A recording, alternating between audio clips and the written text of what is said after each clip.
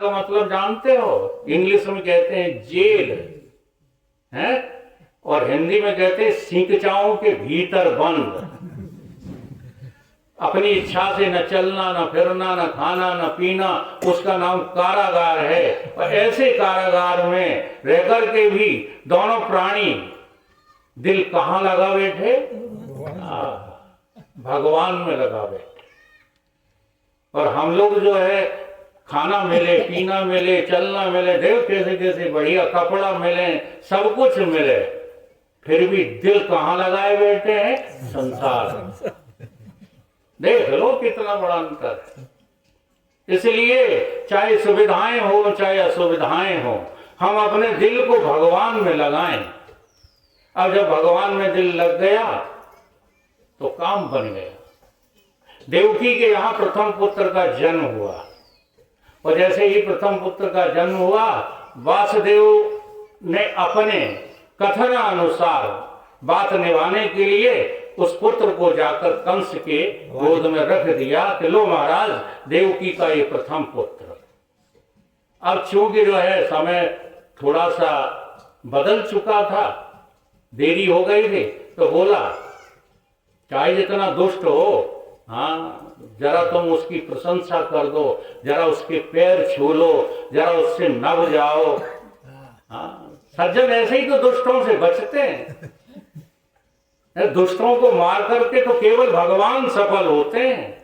सज्जन पुरुषों को तो हमेशा दुष्टों के सामने झुकना पड़ता है, क्योंकि वो जानते हैं कि क्या जानते हैं कि जो झुकते हैं उनमें जान होती है। अकड़े रहना तो मुर्दे की पहचान होती है।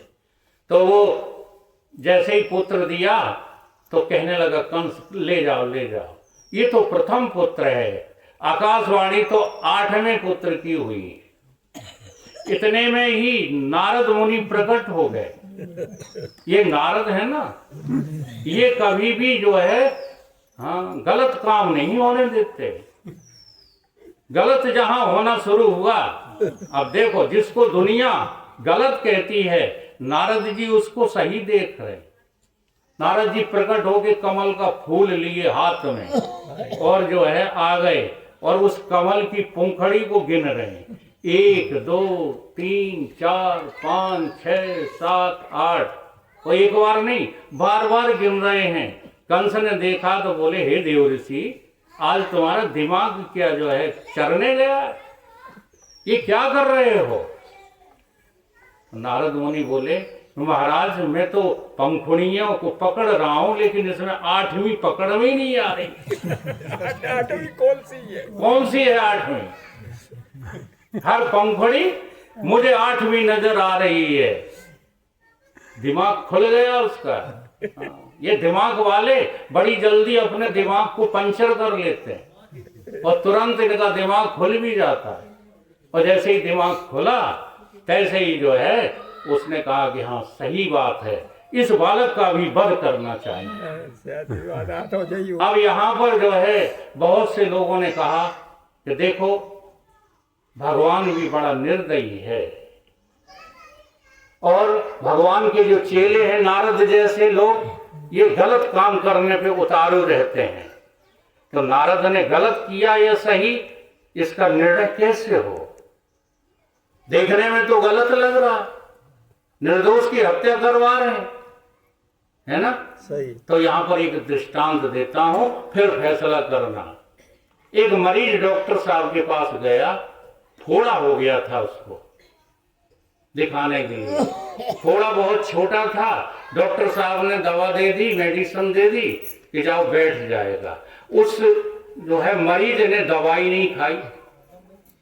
बहुत लोग हैं ऐसे, नहीं खा, पैसा दे आएंगे, डॉक्टर की फीस दे आएंगे, दवा ले आएंगे, वो घर रख लेंगे आराम से, खाएंगे नहीं। अब वो फोड़ा जो है दर्द करने लगा, थोड़ा थोड़ा सा बढ़ गया। पुनः डॉक्टर के पास पहुंचा, डॉक्टर साहब फोड़ा बढ़ गया है, दर्द कर रहा है। तो डॉक्टर ने हाथ रख के देखा, बोला अब दवा से नहीं बैठेगा, और ऑपरेशन करना पड़ेगा, लेकिन अभी ऑपरेशन हो नहीं सकेगा, अभी नहीं हो सकेगा। जब तक इसको बढ़ाया ना जाए, पकाया ना जाए। तो डॉक्टर ने कहा अब दवा ले जाओ, इस फोड़े को बढ़ाओ, पकाओ, जब पूरा पक जाएगा तब मैं इसका ऑपरेशन कर दूंगा। तो अब बात यही है कि पापों का समूह कंस के यहाँ अभी पके नहीं है। हाँ, अब बढ़ेंगे। जी हाँ, अभी ऑपरेशन का समय नहीं आया। अभी ऑपरेशन करने वाले डॉक्टर आने वाले हैं, वो तब आएंगे जब ये फोड़ा जो है थोड़ा सा पके, थोड़ा सा बढ़े। तो कब बढ़ेगा? जब सातों संतानों का ये वध कर देगा, तब पापाचार इसके दिमाग पर इतना छा जाएगा कि स्वयं भगवान को आना ही पड़ेगा। ये इस बात का संकेत देते हैं प्रेमी सज्जनों, तुम्हें दुष्ट कितना भी सताए, पड़ोसी हो, भाई हो, चाहे गैर हो, कोई सताता है तो तब तक सहन करो, तब तक सहन करो कि जब तक भगवान के द्वारा उसका कलमा ना पढ़ दिया जाए। सहन शक्ति में वो ताकत है। और तुमने अगर जो है जवाब दे दिया तो गड़बड़ हो जाए। आज कलयुग में ये चारों तरफ फौजदारियां क्यों हो रही हैं? क्योंकि आज वेद शास्त्र कथा और सत्संग कोई सुनता नहीं। क्या जरूरत है किसी से लड़ने की? अगर कोई दुष्ट दुष्टता करता है तो तुम्हें सहन करने की शक्ति आना चाहिए, तो अपने आप जो है झगड़ा टल जाएगा कि नहीं टल जाएगा। और ऐसा ही हुआ कि जो है कंस ने 7 हत्याएं कर दी। वो 8वीं हत्या जब कन्या की करने चला तो फिर जो है संत का वो कंस का जो है कबाड़ा करने वाला वो प्रभु स्वयं इस धरती पर अवतरित हो जाता है। और फिर आगे की कहानी आपको पता ही है कि कंस जो है जड़ से खत्म हो जाता है। तो बात क्या है? बात यह है कि दिल में तुम भगवान को बिठा लो। संसार के काम दिमाग से करो, सही हो जाए तो ठीक है, नहीं हो जाए तो अपना दिमाग खराब मत करो। दिमाग खराब करने की कोई वजह ही नहीं है। क्यों नहीं है? क्योंकि संसार में आज तक किसी का कोई काम पूर्ण रूपेण सफल हुआ ही नहीं है। चाहे जितने लोगों को देख लो, सब असफल हैं। जो कह रहे हैं कि हम सफल हैं, वो सबसे बड़े असफल हैं। क्यों? क्योंकि वो सफलता की उस कगार पर बैठ गए हैं जहां दुखों का बहुत बड़ा ज्वालामुखी फटने वाला है। ये उन्हें होश ही नहीं है। सही। आप लोग तो सत्संग में आ जाते हो, जरा उनको बुला के लाओ। 1 मिनट की फुर्सत है किसी नेता को बुलाना। ये मत कहना कि हमें उद्घाटन करवाना है। तो चले आएंगे, उद्घाटन में चले जाओ, क्योंकि वोट चाहिए। तुम ये कहना केवल 4-5 लोग आते हैं, एक महात्मा जी आए हुए हैं, चलो सत्संग सुनो। तो तुम्हारा जो है हृदय रखने के लिए भले कहने हो, लेकिन आएंगे नहीं। क्यों? क्योंकि फुर्सत ही नहीं है। फुर्सत ना होगी काम, जब तक तुमको फुर्सत नहीं होगी तब तक तुम आ ही नहीं सकते हो। वो जो हमेशा ही फुर्सत में बैठा है, आगे नाथ न पीछे पगा, तो उसके लिए कौन सी बड़ी बात है? तो ये सत्संग किसका विषय है? ये उसका विषय है जो संसार से ठुकराए जाते हैं। ये दीन दुखियों का विषय है। ये संसार में मौज मारने वालों का विषय नहीं। अपने आप को आजमा के भी देख लो। अभी भी यदि तुम मौज में जी रहे हो संसार में, तो सत्य की बात तुम्हारे हृदय में बैठेगी नहीं। आज का विषय केवल इतना ही है कि दिल में केवल उस जो है परमात्मा को ही रखो। परमात्मा के अलावा तुम्हारे दिल में कोई और होना ही नहीं चाहिए, किसी दूसरे को स्थान नहीं होना चाहिए। बिंदु जी ने इसी को कहा है।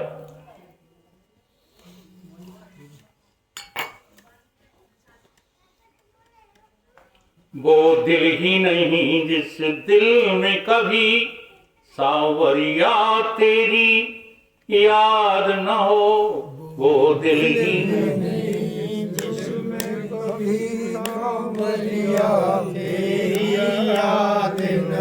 वो दिल ही नहीं जिस दिल में कभी सांवरिया तेरी याद न हो वो दिल ही नहीं जिस दिल में मेरी सांवरिया तेरी याद न हो।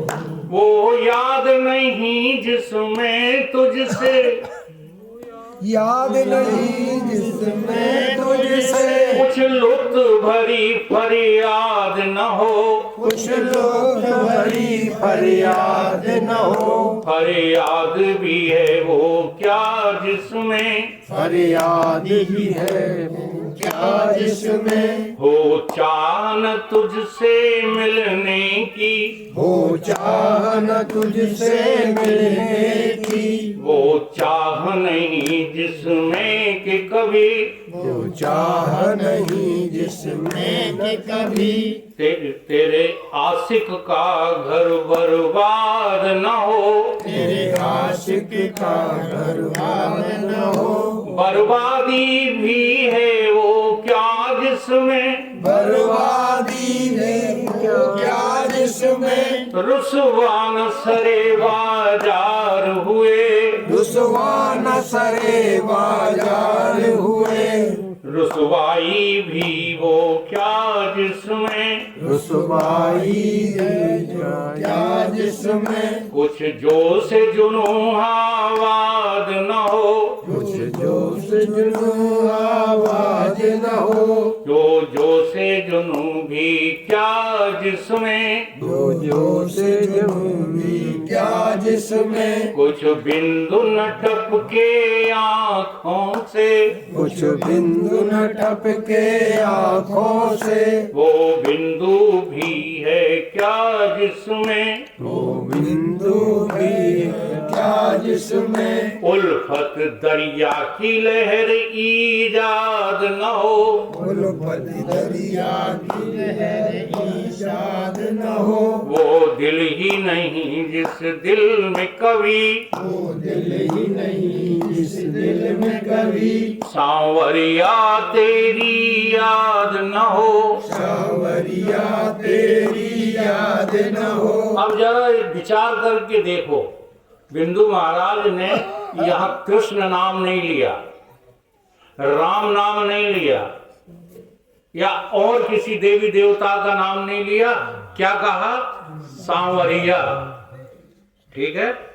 अच्छा, सांवरा रंग किसका होता है?